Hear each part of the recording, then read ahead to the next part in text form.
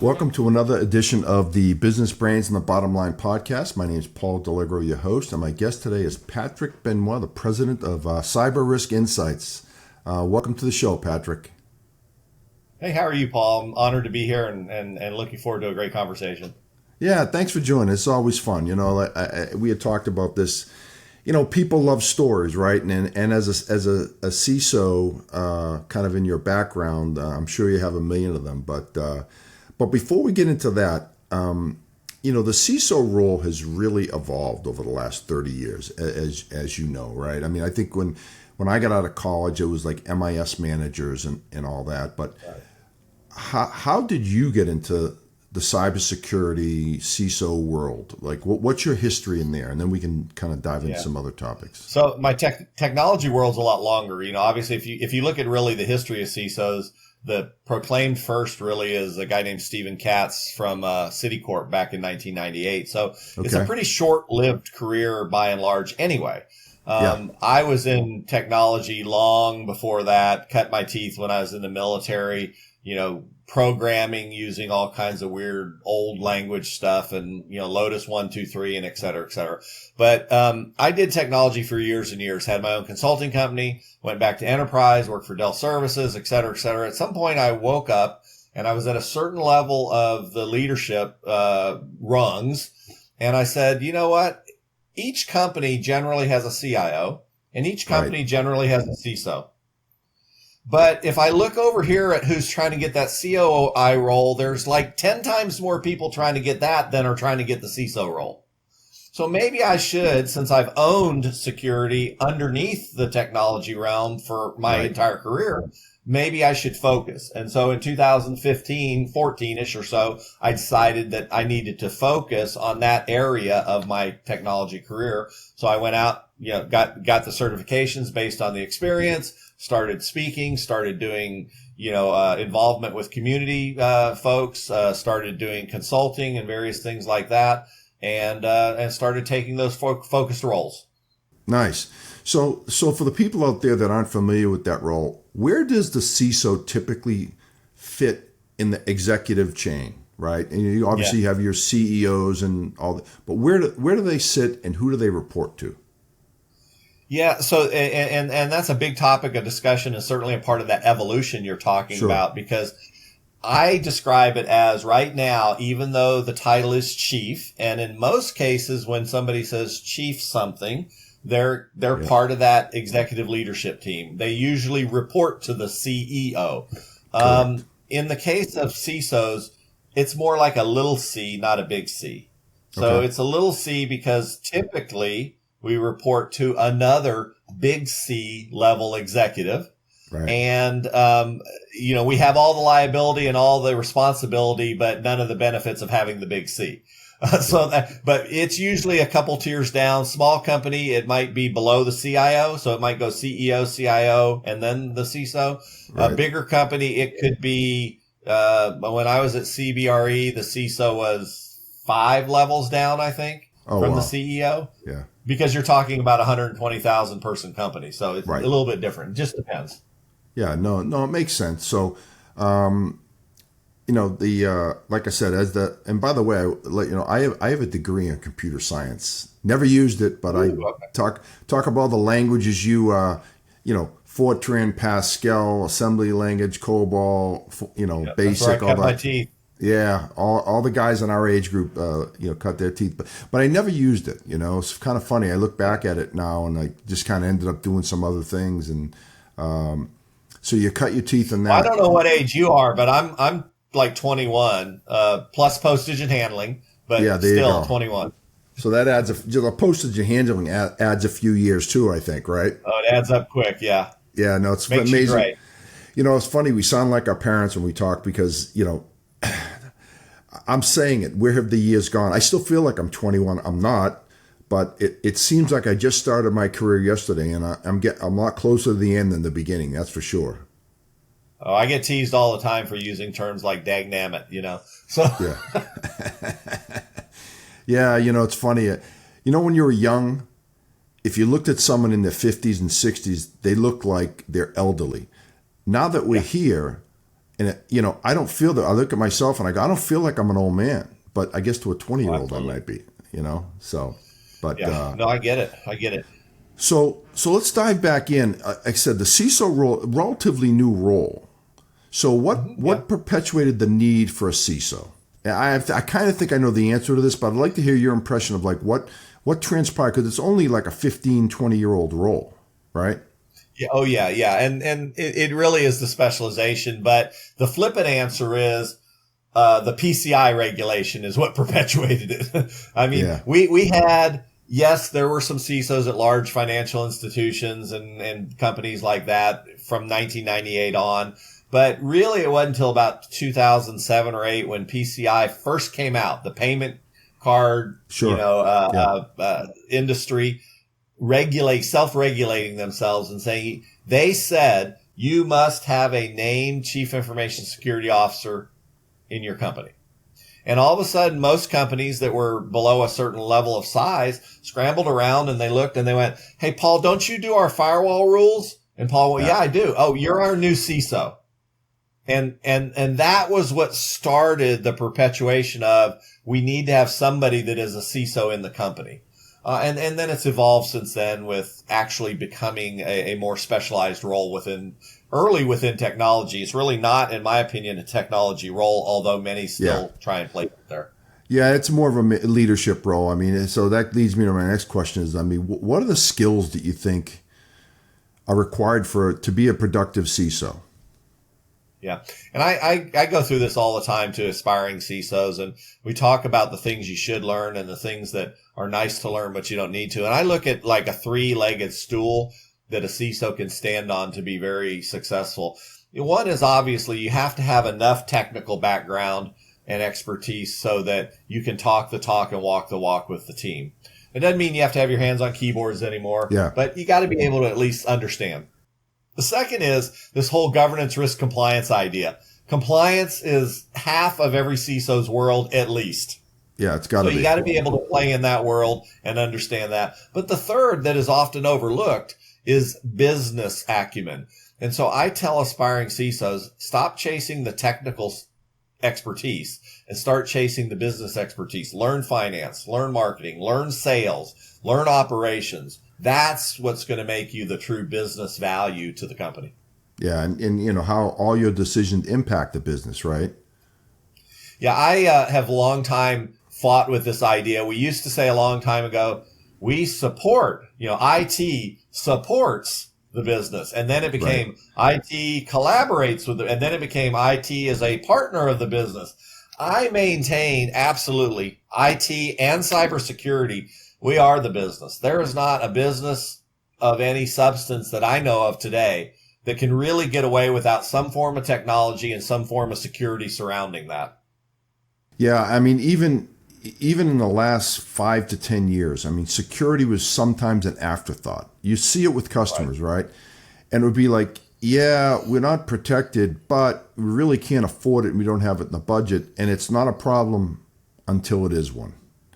Right. And then everyone scrambles, right? Yeah. Well, I love that people, and we should talk about this too, is it's not, you can't look at it like a technology service where you say the computer is running 99.999% of the time, therefore it's successful. Right. You have to look at it like an insurance policy.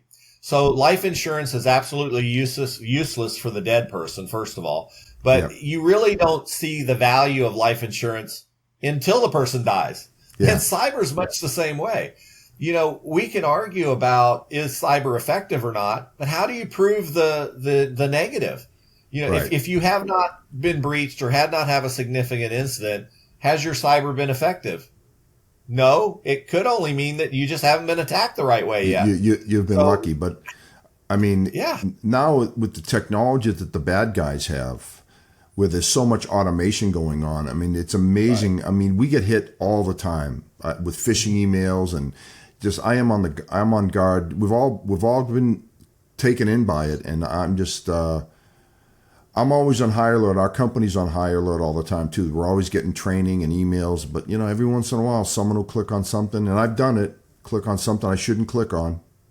Well, one of the most successful phishing campaigns I ever did was to send out to everybody in the company that I wanted to LinkedIn connect with them. And I tell you what, that drove everybody nuts because they all wanted to connect with the CISO, right? Well, okay, good idea. It proved a point. But the point that you are bringing out there, though, is we can talk about all these wonderful controls and weird things like that we have, these shiny objects. But the fact is, most incidents or breaches come down to one or two issues.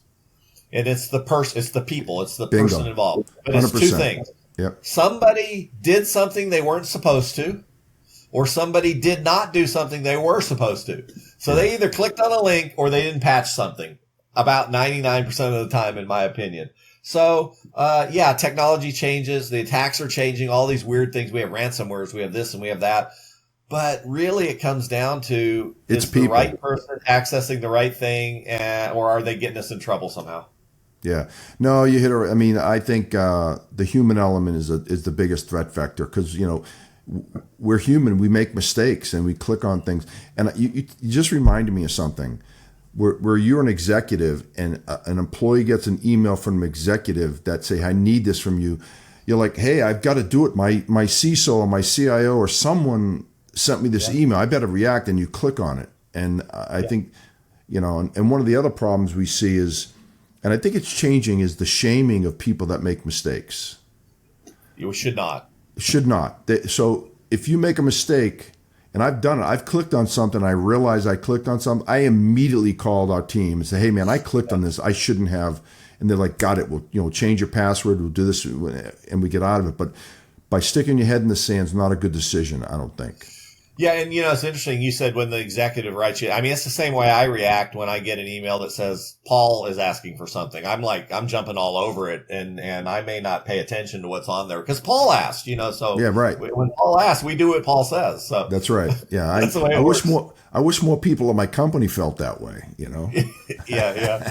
Well, and the thing is, you bring up the point of shaming, and that kind of falls into that leadership side of where I don't think we teach enough emotional intelligence in leadership. And one of the really great book called Extreme Ownership that was done by Jocko Willink, the Navy SEAL.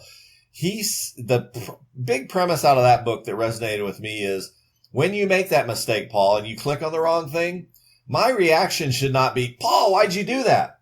My reaction should be, Paul, what is it that I didn't do as a leader to make sure that you didn't do that? Yep. And what did we learn? That's right. We've been asking the wrong question for too long.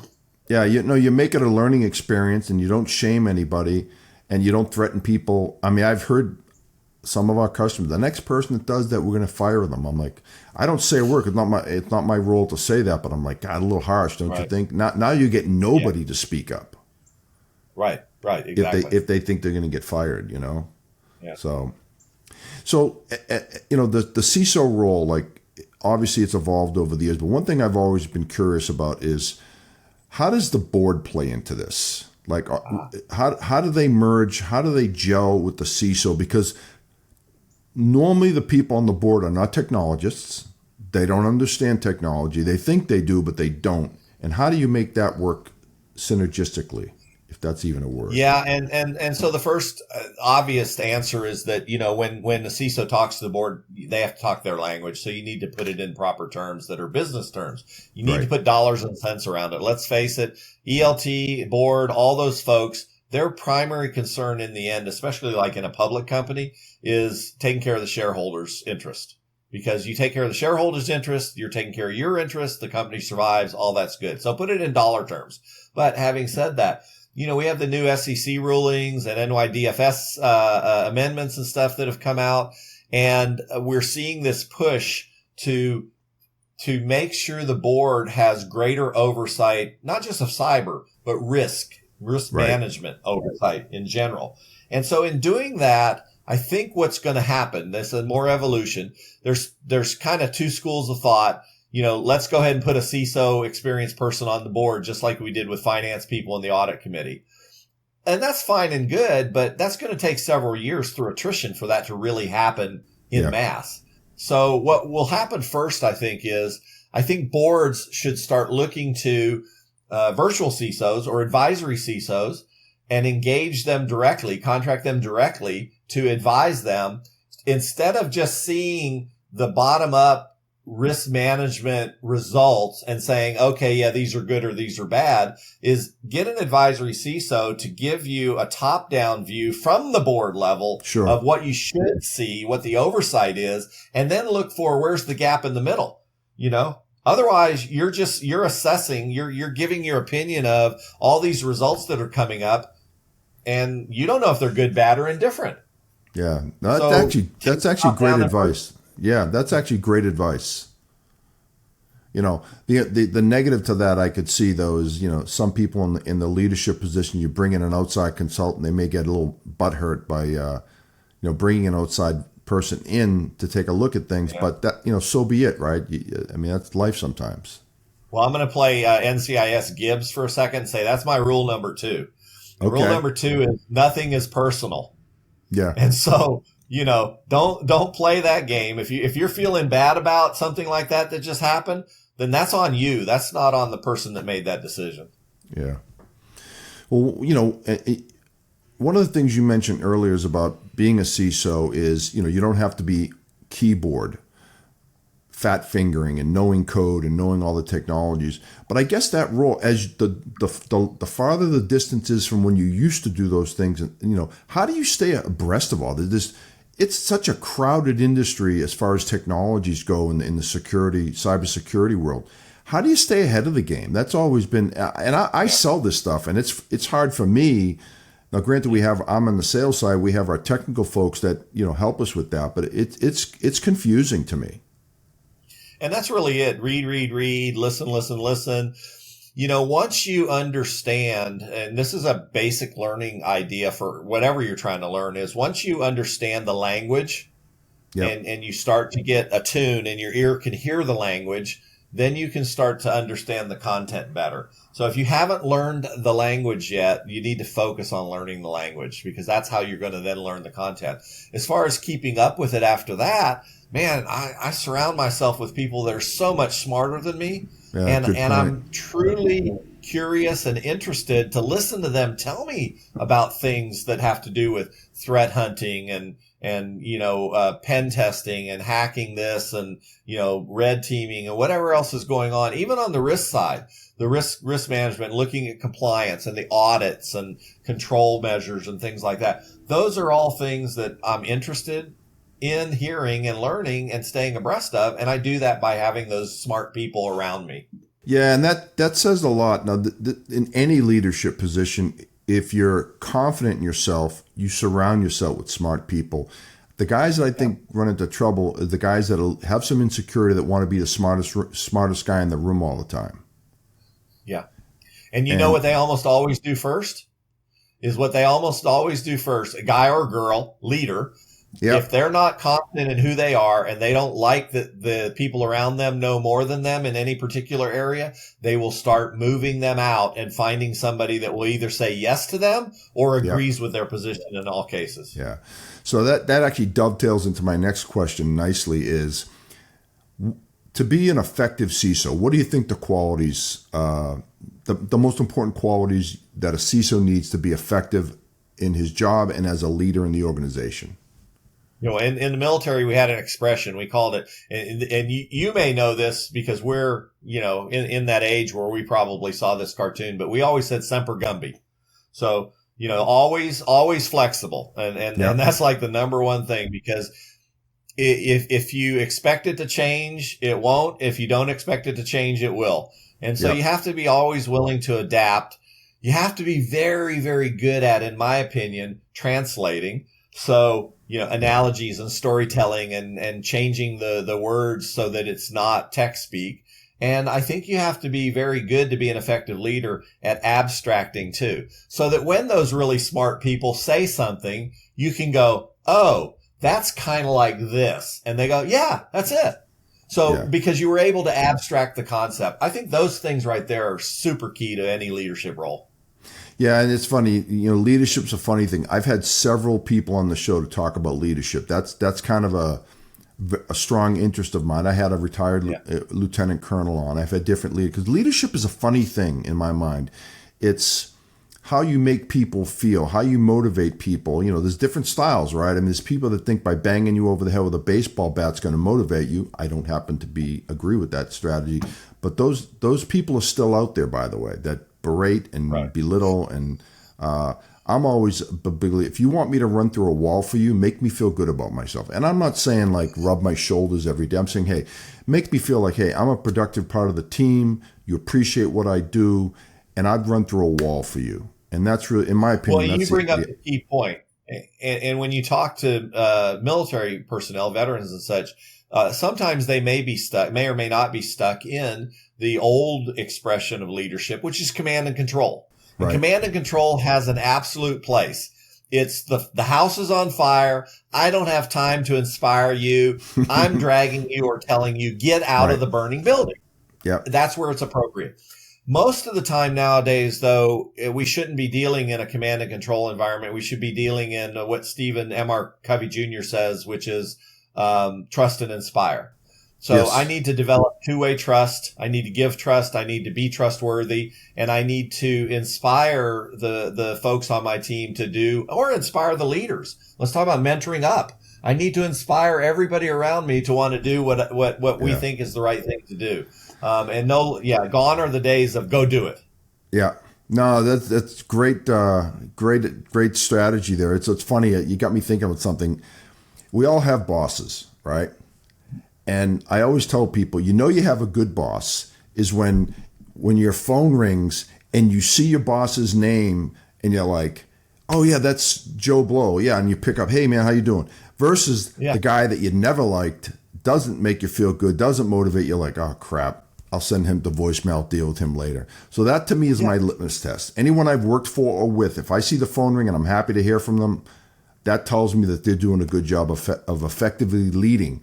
And it doesn't mean that they're my boss. It's just being a leader in general, right? In life. That's right. And in business. Yeah, we don't need to have hierarchy to be a leader. That's correct. But I think where we've missed out as a culture is we've tried to teach leadership over the years from a very cold, left brain point of view, that everything is rote and here's the principles that you need to follow and do this and do that, and you will be a leader. And we've left out the entire right side of the brain in that equation. And we don't teach them emotional intelligence. We don't teach them about how to be vulnerable to inspire. We don't teach them how to create loyalty. And therefore, that's why we have the saying now that you've heard before, I'm sure. People don't leave companies. They leave leaders. 100%. I 100% agree with that one. But why do you think, and now we're getting off into another category, but why do you think people, and I have my personal philosophy on this, why do you think people that micromanage and beat people over the heads, it's been proven it doesn't work long term? Why do you think they do it? So it could be two reasons. One, either just a confidence level. It could be confidence, narcissism, or whatever. It could be a personality thing there. But the other reason a lot of times could be, what they're focused on in terms of outcome. Some leaders, managers, I don't even know if they're leaders, but at least managers, somebody in a position has such a short term, results oriented goal. They just want to achieve so they can move to the next rung in the ladder, so to speak. So they're not concerned about whatever they leave behind them, whatever destruction they leave behind them. So they will tend to take that kind of, I can't trust anybody else to get it done. And so I'm going to make sure I get it done either myself or by telling them exactly what to do. I think in the end, it comes down to, what we have here is a confidence issue. You've lost your confidence, Top Gun. Maverick, you've lost your confidence. No, and that's a great point. I've always said, if you go back through your life. Now, you and I have had a lot of bosses over our lifetime. If you look at the ones that you can throw in a couple of different categories, right? The ones that there's some guys that I worked with 30, 40 years ago that they call me today, I'd say, what do you need? Right? Yeah. I would run through, because they inspired me. And then you look at the ones that didn't, right? I always felt like the good ones were kind of even keel, right? They trusted their style. They trusted what they were doing. And okay, we're having a bad quarter, a bad month. Don't worry about it. We know what we're doing is working. Let's just stay the course. Versus the other side is screaming and yelling at each other and having like Monday morning pipeline calls. Like now you're having 5-day-a-week pipeline calls. Like that's going to help. Yeah. Right? Well, yeah. And you got to deal with people. Again, this is that emotional intelligence we don't teach, and understanding personality. You have the narcissistic personality that is going to kind of love bomb you and make you feel like Yep. you're the greatest thing in the world to get something done. But as soon as something goes wrong, they're going to turn on you right away. And you have a victim mentality where everything that happens is somebody else's fault. And so they're always blaming somebody else to get something. Yep. So the unfortunate thing or fortunate thing is we have to, as leaders, understand that we have to identify those traits and we have to be able to meet people where they are. So if we need to adapt to a personality trait, then we do that to make them most productive and most effective. And ultimately, if we can't do that, then either we got to go, or maybe they're not in the right role, and we need to help them get somewhere else. Yeah, that's a great point. Being able to communicate, and everyone communicates differently. And I think the good leaders are able to communicate in several different ways. Some people don't need the stroking on their back. Some people do. It's able to. I saw, going back a few years, I'm from Boston. I'm a Celtics fan. I saw Tommy Heinsohn speak, who he's passed away now. He was a former Celtic great and a coach for many years. And he said, you can't treat all your players the same. And he gave a couple of concrete examples. He said, Dave Cowens and Don Nelson, I used to actually communicate to the team through them because I know they could take it. When I would scream and yell at them and try to motivate them in practice, the other players would get the message. But he said, JoJo White, on the other hand, I couldn't yell at him. If I yelled at him, he would go into his shell and he would be useless to me. So I used to have to take JoJo around, take him under my arm. Let's have a discussion, and just a little bit more care and feeding than a guy like Don Nelson or Dave Cowens. That always stuck with me in my life, that you can't treat all your people the same because we're all different. No, absolutely. And so the best little short reading for that, to do some studying up on that. And it starts from, again, the emotional intelligence side is, Gary Chapman, and I forget the other authors, wrote a book called The Four Love Languages, or the love languages. Yeah. And they really talk about in relationships, you have people that want touch, some people want service, some people want to give, and so forth. Well, they actually redid that and oriented it towards business. And they came out with the book that was The 5 Languages of Appreciation in the Workplace. Same basic premise though. Yeah. There are only 5 ways that people relate to getting appreciation and feeling appreciated. So go learn those languages and use them. Yeah, and I think the effective leaders can work in all those different languages, right? Oh, yeah. Just like we can work across the globe. The best leaders can adapt to culture too. And they don't have a problem with, one of the greatest things that I stumbled across years ago was I had this idea that because I had a big team, many of them were in India, different parts of India, some were in Mexico, some were in Romania, in the U.S., and what I did was I went and read some history about each of the countries. And then I put a little sticky notes in my email. And I went and researched what was the proper courtesies, hello, goodbye, happy birthday, thank you, etc., for each language that was appropriate to each one of these countries or regions. And then from that point on, anytime I address my team, I use those proper courtesies in the emails. Nice. So, I might start an email in India that would start with Namaste and it might finish with Dhanyavad or something like that. Right. And, or if it was in France, I might start with, hello, hello, and then finish with merci. But just having that little reference and doing that. And then when I talk to them on the phone, do the same thing. Just those little courtesies. Huge. That's adaptation in using the right languages. Literally in that game, but it's the same idea. Yeah, but no, exactly right. You're making them feel comfortable about themselves, making them feel included in the team. Versus if you're an American company, you have a foreign offices, they want to feel like they're part of the team as well. Well, you've showed them you respect them enough to That's right. understand who they are. Yeah, great point. That's probably the biggest point, that you respect them enough. Correct. Yep. So, well, what's the latest on your docket? By the way, I know you've got your own company. What other initiatives do you have going on? Well, I mean, from a professional point of view, right now I'm trying to decide where I want to go next. I left Brinks in February, Okay. and in traditional global CISO role, and Yep. I'm just trying to decide if that's in the next mix, or if it's to stay more on the advisory side and do that kind of role. Obviously looking for some board positions. Did my NACD certification earlier this year, so Nice. looking at that avenue. From a personal point of view, I'm 100% focused on finishing a lake house that we're building. We're building for the last year and 3 months, and we're trying to get finished now. So Nice. Where is it?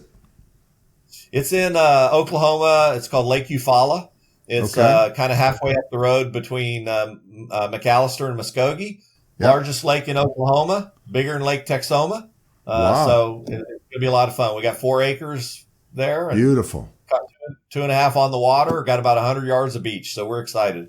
Yeah, and there's no time to do it right like today, because I've learned one thing, Patrick, is time's not waiting for us, and I hear too many people that just yeah, we're going to do this someday, and next thing you know, they're like in a wheelchair with a cane or a walker, and like you can't even do it. So that's what we're taking that same philosophy. We've been doing a lot more traveling. We're looking at buying something in Italy right now. It's kind of a bucket list thing for me, and we got to do it today, because let's face it, how many more good years do we have? And I mean, good Today may be it. Yeah, it's exactly right. Tomorrow's not guaranteed. So I love what you're doing. We're thinking along the same line. So you got to start checking off those bucket list things, because I don't want to be too old when I can't enjoy myself, go on a trip, and need to sit down every 5 minutes. So while I'm still how's fairly the saying go? Nobody's ever going to ask. Nobody's ever going to have a regret about I didn't spend enough time at work. right, yeah, that's so true. So, well, Patrick, if someone out there listening, they maybe have a board position, or some wanted to get in touch with you somehow, how would they do that? Well, I mean, they can go to LinkedIn, obviously, real easy to find on LinkedIn. I do have the website for the company, which is cyber-riskinsights.com. Cool. And obviously I have email there at patrick.benoit@cyber-riskinsights.com. Any of those work. Answer all messages I get. Happy to help anybody I can. Awesome. And we'll end it on that note. Patrick, enjoyed having you on. This was a lot of fun. And like I said, for the young kids out there, they're going to listen to this that think a CISO's been around for 200 years. They'll hopefully learn something about the role of a CISO and how it evolved over the years. They learned that, and my pleasure and my honor to be here, Paul. They learned that, but I know for sure they learned this is how you rock a nice hat. That's right. Well, thank you. Yeah, and I know you're a hat guy too, so maybe I'll have you on again. We can both change up our hat look. Yeah, we could change hats every section of the topical change or something. There you go. That's actually a good idea, by the way. I like that. Yeah, it'd be just fun. Go every few minutes, just change hats during the show. You got me thinking about this. So, well, hey Patrick, once again, thanks for being on the show. Really appreciate it. And that is a wrap for another edition of the Business Brains and the Bottom Line podcast. Until next time.